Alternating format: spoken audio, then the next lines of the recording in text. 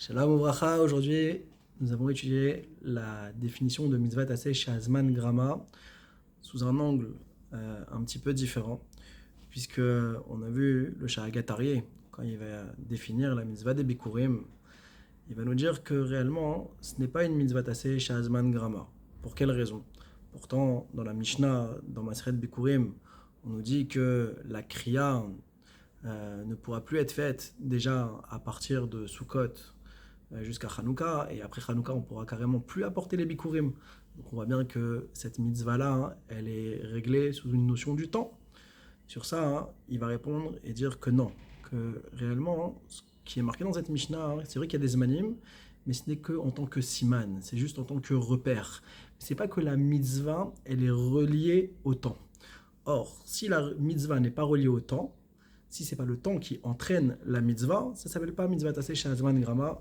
Donc ça c'était le chidouche du Torah Even pour expliquer pourquoi mitzvah de bikurim. On a eu besoin d'un passouk pour exclure les femmes et non pas par rapport au principe que mitzvah taseh shazman grama.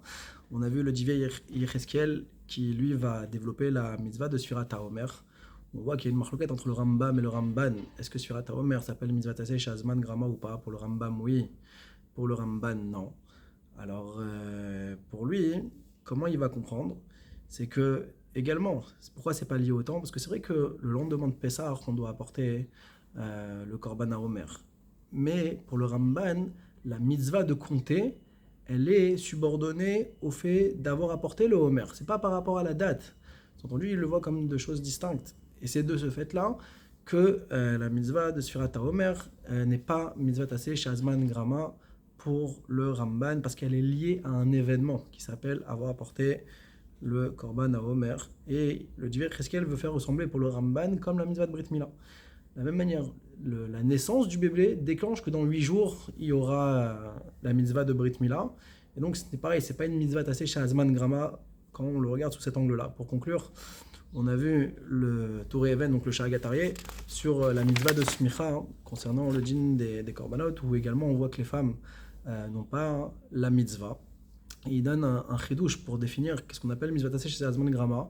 C'est est-ce que lorsque le temps vient pour enlever la mitzvah, est-ce que c'est une interruption ou est-ce que c'est une annulation définitive?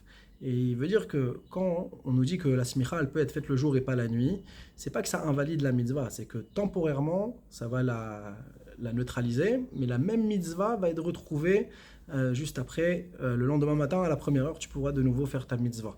Quand c'est une interruption, ça s'appelle pas mitzvah taseh shazman grama. Par contre, quand le temps annule définitivement la mitzvah, comme pour le shofar ou après la date du shofar, alors ça y est, le temps écoule la mitzvah. Une fois que le temps est écoulé, la mitzvah disparaît. C'est véritablement comme cela qu'on dira mitzvah taseh shazman grama chazak ou baruch.